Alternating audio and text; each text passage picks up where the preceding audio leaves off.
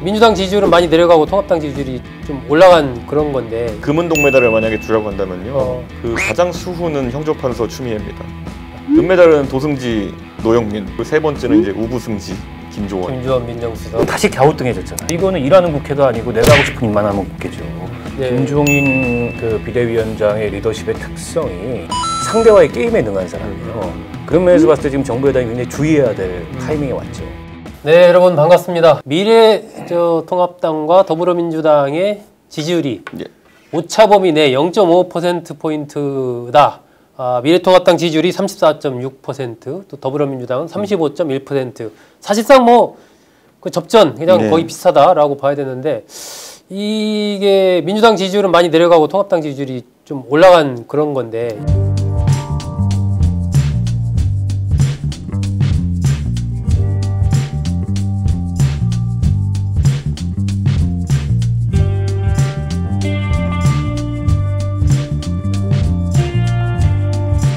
이 흐름 어떻게 봐야 될까요? 저는 뭐 정부가 계속 이제 우왕좌왕하고 있기 때문에 이거는 정부 지지율이 떨어짐과 함께, 그러니까 대통령 지지율이 떨어짐과 함께 정당에 대한 지지도도 여당이 내려간 게 아닌가 이렇게 싶고, 저희한테 금은 동메달을 만약에 주라고 한다면요, 그 가장 수훈은 형조판서 추미애입니다. 추미애 장관에게 이 지지율이 떨어진 수훈 갑이다 해서 동메달을 주고 싶다? 한두 달 동안 엄청난 판돈을 걸고 지금 뭐 검찰과 일전을 벌인 다음에 나온 거는 사실 아무것도 없잖아요. 이번에 검찰이 그래가지고 중앙지검 측에서 발표한 거 보면은 다른 사람들이 얼마나 웃기겠습니까? 한동훈과 그 이동재 기자의 유착의 근거가 두세 달 동안 300건의 카카오톡 메시지를 주고받았다 이거거든요. 근데 300번의 대화가 게시된 게 아니라 300번 메시지가 왔다 갔다 하거든요. 근데 뭐 요즘은 뭐 카톡을 손으로만 하는 것도 아니고 PC로도 하다 보니까 1분 사이에 10개씩 수르륵 올라가기도 하고 이러거든요. 근데 이런 걸 바탕으로 해가지고 그러면 이 난리를 일으켰다라는 거는 저는 많은 국민들이 야, 그때 추미애 장관의 수사 지휘서를 읽어본 분들이라면요. 거의 명시적으로 한동훈 검사장과 이동재 기자의 결탁 관계를 얘기해서 이렇게 막 지시를 내려요. 도대체 이분은 뭘 보고 지시를 내린 거냐 이런 생각할 수밖에 없는 거고. 은메달은 누가 탑니까? 은메달은 도승지 노영민. 그래요? 뭐 이렇게 말을 이제 다주택자 관련해 가지고 센 말들을 해놔 가지고 본인이 걸려들고 거기도 또 집하면서 또 이제 똘똘한 채 논란까지 불러일으키고 저는 그 세 번째는 이제 우부승지 김조원 민정수석. 이제 원래 형조를 관장한 게 우부승지인데 이분도 나가면서 뭐 이렇게 모양새가 안 좋게 나가가지고 논란을 일으키냐. 결국 저는 지금까지 보면은 유준석 최고위원이 국사 공부도 잘했나 봐요. 제가 조선시대 쪽 공부를 했었습니다. 그래요? 근데 뭐 이게 딴 게 아니라 저는 이 난맥에 대해 가지고 답이 안 보이는 지점이 있다라고 하면 뭐냐면은 결국엔 코드 인사를 지적할 수밖에 없는 것이거든요. 저는 우리 김현미 장관도 오히려 대중 심리 속에서는 저분이 그냥 이제 대들 다 감을 잡은 것 같아요. 그 발표하는 역할이지 뭐 기획하는 역할은 아니다라는 생각을 하는 것 같아요. 그러다 보니까 저는 일각에서는 부동산 정책 실패에 대해 가지고 김현미 장관을 어떻게 교체하는 게 중요하지 않냐 하는 분들도 있는데 저는 부동산 정책이야말로 기조를 어떻게 세우느냐 방향의 문제고 인사로서 만약에 지지율 반등을 꾀한다면은 형조판서 빨리 갈아야 됩니다. 지금 이준석 최고위원은 금은동에서 추미애 장관, 노영민 실장, 김지원 수석 얘기했는데 박 의원님은 어떻게 이 지지율 문제 어떻게 봅니까? 일단 뭐 지지율이 많이 떨어지게 된 원인은 총선 이후에 압도적인 의석을 만들어주고 국민들이 기대했던 거는 일종의 이제 미래거든요, 미래. 미래. 근데 지금 정부 여당의 모습에서는 과거가 보여요. 미래가 아니고. 그걸 이제 국민들이 읽기 시작한 게 아닌가 이런 생각이 들어요. 이제 과거가 보이는 데는 몇 가지 이제 이 이유들이 있는데 여당이 됐지 않습니까? 그것도 압도적인 의석을 가진. 근데 포용력도 없고 여유도 없어요. 그래서 야당 같아요, 지금 여당이. 야당 같다?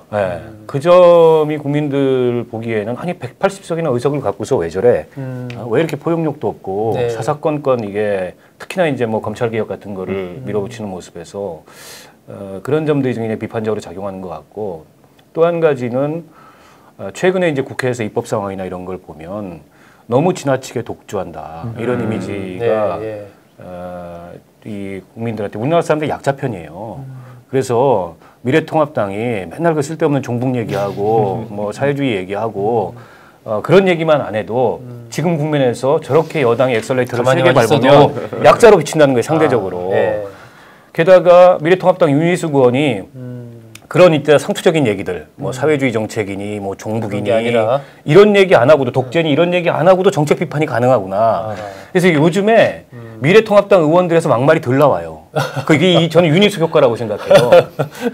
그래서 오히려 이게 막말을 자제하니까 특별히 잘하는 거 없어도 상대적으로 지금 여당의 굉장히 거친 독주 속에 이 반사이익이 오는구나. 이런 것들을 지금 약간 깨닫기 시작하는 것 같아요, 의원들이.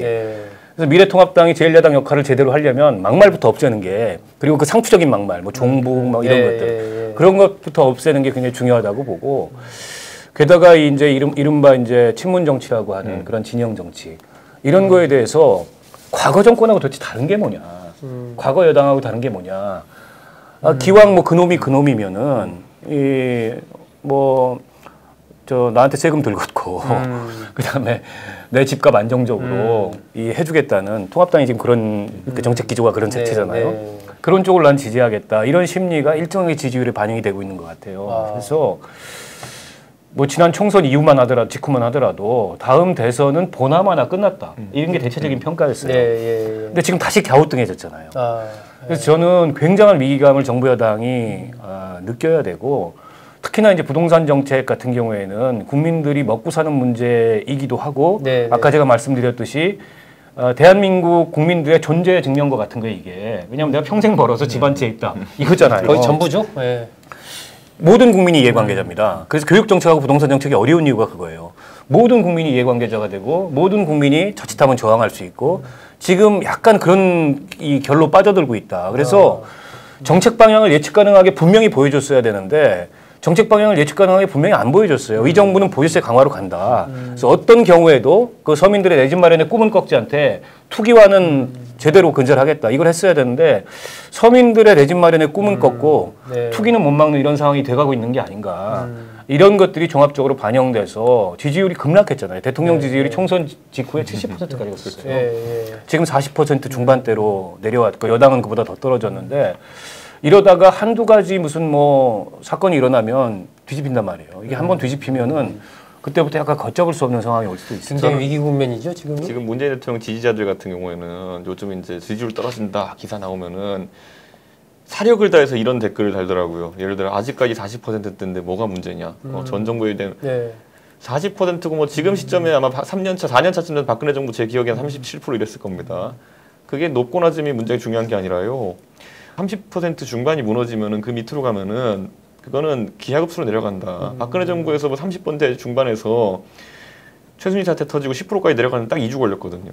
그러니까 저는 그거는 이 눈덩이에 눈이 붙어가지고 어느 순간에 산사태가 되는, 눈사태가 되는 순간이 있다는 거를 알아야 되는 거고, 문재인 정부가 노무현 정부의 실패를 반복하지 않기 위해서 여러 가지 노력을 한다는 인상을 지울 수가 없어요. 그런데 그래서 뭐 계속 이제 뭐 입법 추진 같은 것도 굉장히 강하게 밀어붙이려고 그러고, 본인들이 그립이 있다는 걸 강조하기 위해서 그렇게 하는 것 같은데, 그렇다면 오히려 상기해봐야 될 게 뭐냐면은, 노무현 대통령의 지지율이 30% 중반대 밑으로 내려가면서 무슨 일이 발생했냐면요, 모든 게 노무현 때문이다라는 말이 유행했어요. 근데 그게 지금 전조가 약간 보이는 게 뭐냐면은, 최근에 제가 가장 놀랐던 게 뭐냐면은, 이인영 장관이 통일부 장관 된 다음에 북한에 무슨 뭐랑 뭐를 바꾸자 그러고, 이번에 뭐 간장하고 된장을 바꾸자 이랬더니만은 뭐 사실 그렇게 큰 내용 아니거든요. 근데 댓글이 난장판이에요, 진짜 보니까. 그리고 최근에 보면 이제 뭐 북한도 수혜를 많이 입은 걸로 안다. 뭐 사실관계 맞을 수 있겠죠. 근데 거기에 대해 가지고 뭐 하겠다는 얘기도 안 나왔는데 가가지고 벌써부터 퍼줄 생각만 하는구나. 뭐 머리에 그밖에 없냐부터 시작해가지고 모든 게 이제 니들 때문이다가 나오는 시점이 됐어요. 그러면 더더욱 이제 언행에 대해서 좀 조심해야 되는데 그게 잘 안 보인다는 느낌 듭니다. 네이버 댓글만 봐서 그래요. 네? 다음 댓글은 또 달라. 지금 다음 댓글 보고 있다 망하는 거예요. 나도 아는데 다음 댓글 보고 있다 망하는 거예요. 지금 보면 민주당 지지율 어디서 빠졌나, 이걸 여론조사 기관에서 분석하는 걸 보면 여성 30대 40대 그리고 지역적으로 서울 이렇게 나오거든요. 이건 어떻게 해석을 해야 돼요? 두 가지입니다. 하나는 부동산이고요. 부동산. 하나는 박원순 시장 이 사망 사건에 대해서 민주당의 초기 대응이 좀 부적절했던 이런 것 두 가지가 겹쳐지면서 특히 이제 30대 중에서도 여성들의 지지율이 많이 빠진 거는 그런 측면이 크고요. 부동산 정책도 요즘에 30대들이 영혼까지 끌어모아서 집을 살려고 한다는데 그러니까 이 사람들한테는 이 정부의 부동산 정책을 전체를 이렇게 쭉 보고 있으면 결국에는 뭐 투기를 잡겠다는 건 좋은데 투기를 잡겠다는 미명하에 사다리 다 걷어차고 이제 와가지고 부동산으로 돈 못 버는 세상을 만들겠다라고 하면 다른 사람들이 이미 다 돈 벌었는데 나는 어떻게 하란 말이냐. 우리는 어떻게 살란 말이냐. 저는 국회에서 저 입법 독주도 어쨌든 모든 일에 이 순서가 있고 절차라는 게 있습니다. 그리고 아무리 국민이 박수를 칠 만한 정책이라고 하더라도 그게 이제 이 상대를 설득해 가면서 그걸 추진해야 되는데 상대가 뭐라고 하든 말든 간에 우리는 어쨌든 하겠다. 우리가 상정한 법안만 가지고 심상정 의원이 낸 부동산 관련 법안은 상정도 안 했어요. 이미 내놨는데 그리고 자기 당 의원이 발의한 것만 상정해가지고 처리하겠다. 이거는 일하는 국회가 아니고 내가 하고 싶은 일만 하는 국회죠. 그런 점들이 국민들 눈에 굉장히 오만하게 비친다는 거예요. 정권이 오만하게 비치는 순간 끝이라는 거를 역대 정권들을 보고서 충분히 반면교사를 삼을 만함에도 불구하고 비슷한 실수를 지금 반복하고 있는 거에 대해서 좀 안타깝습니다. 그리고 저는 그 어법도 좀 제 생각에는 지금까지 이번 정부에서 그 두부를 잘라가지고 어디까지 자르면 절반이고 약간 절반보다 넘느냐 51% 싸움을 꽤 잘 해왔었어요. 그래가지고 보통 이 두부를 자르면서 처음엔 적폐냐 아니냐 보통 보는 일반 국민들은 자기들이 뭐 박근혜 정부에 사실 붙어 있을 정도 없고 하니까 적폐 대 반적폐로 가려면은 그냥 나는 반적폐 아니야 이러고 하면 끝이에요. 그냥 그러다 보니까 반적폐가 다수가 될 수 할 수 있는 그런 구도가 있었죠. 가진 자와 안 가진 자 그러면은 실제 얼마 가졌는지와 별개로 대한민국 국민들의 한 80%는 자기가 서민이라 생각해요. 예. 종부세를 내더라도 자기 서민이라 생각해요, 다들. 실제로 50% 기준으로 따지면 그분들은 상류층이겠죠. 근데 여기서 무슨 문제가 생겼냐면요. 이런 식으로 그냥 국민들이 생각하기에 내가 그냥 나는 적폐 아니야. 나는 서민이야. 이래버리면 되는 문제가 아니라 명확한 기준을 제시한 거예요. 다주택자는 나쁜 사람 이렇게 해버린 거예요. 다주택자는 내가 다주택자인지 아닌지 알잖아요. 다주택자는 그런데 여기 안에 보면요. 얼마나 다양한 사람들이 있냐면은 저희 동네도 저한테 하소연하시는 분들 보면요. 진짜 어릴 때부터 젊을 때부터 진짜 애들 키우면서 노동일하고 이래가지고 키우면서 나는 다른 투자 수단은 잘 모르겠다. 똑똑한 사람들은 주식도 하고 무슨 어떤 사람들 진짜 똑똑한 사모펀드 하고 이런 게 TV에 나오는데 나는 모르겠으니까 집 사가지고 세 받아 사는 게 나는 내 꿈이었다. 그래가지고 어릴 때부터 진짜 조그만 부동산부터 모아가지고 살아오신 분들 같은 경우에는 나는 진짜 열심히 살아가지고 재테크 수단을 아는 건 이거라밖에 없어가지고 그냥 동네 집 좋은 거 나왔다 그러면 사고 이래가지고 지금까지 온 건데 나한테 갑자기 나쁜 사람 칭호를 주는 건 뭐냐. 다주택자는 투기꾼이란 단어가 붙는 순간부터 나쁜 사람 이미지를 붙이는 거거든요. 이거는 저는 굉장히 위험한 지점이었다 이렇게 봅니다. 그 통합당은 일단 뭐 지금 지지율이 많이 상승하긴 했는데 아까 뭐 박 의원께서도 얘기를 했지만은 뭐 통합당이 특별히 뭘 잘해서라기보다는 어쨌든 반사이익적인 효과가 있는 거고 상대적으로 과거보다는 막말 이런 것들이 좀 적으면서 효과를 본 것 같은데 이준석 최고위원이 보기에 통합당이 현 단계에서 더 좀 이런 부분은 통합당도 바뀌어야 된다, 보완해야 된다, 더 신뢰를 얻기 위해서는 그런 부분이 있다면 어떤 부분일까요? 저는 김종인 장관이 굉장히 김종인 비대위원장 자기 생각이 강해요. 아, 자기 생각이 강하다. 근데 자기 생각 밖에 있는 거는 굉장히 관심 없어요. 또 이제 보면 그게 딱 보여요. 보면은 그게 뭐냐면은 그게 이제 사실 그 성격인데 그게 그분이 핵심에 집중할 수 있는 동력이기도 해요. 보면은. 우리가 지금 보세요. 보수 진영에 있는 사람들, 지도자들 지금까지 굉장히 휘둘리는 사람들이 많았어요. 예를 들어 보면은 기독교계가 한마디 하면은 거기에 대해 가지고 반응하고 아니면 강경 보수층이 뭐 한마디 하면 반응하고 음모론자들이 한마디 하면 반응하고 이런 거 굉장히 많았거든요. 근데 그거 반응 안 하는 게 되게 중요한 거예요. 보면은. 김종인 대표가 뭐 뉴미디어에 대한 접근 이런 게 뛰어나서 그런 게 아니라 애초에 그런 거 잘 안 흔들리는 사람이라서 그래요.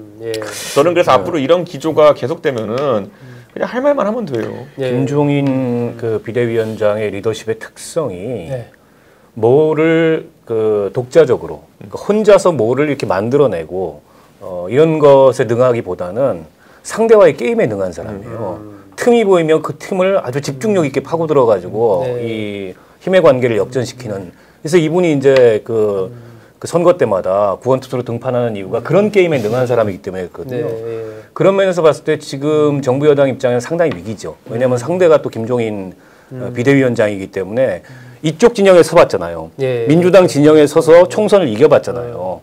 뭐 그때 정청래 의원 공천 배제하고 이해찬 배제하고 이러면서 그러니까 이게 국민들이 이 정치적 뭐 정서랄까 이런 거를 굉장히 잘 읽고 네. 판을 잘 읽고 상대가 약한 곳.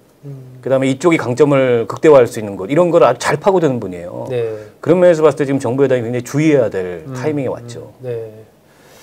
예, 통합당과 민주당의 지지율이 거의 오차범위 내로 접근했다는 조사 결과가 나왔습니다.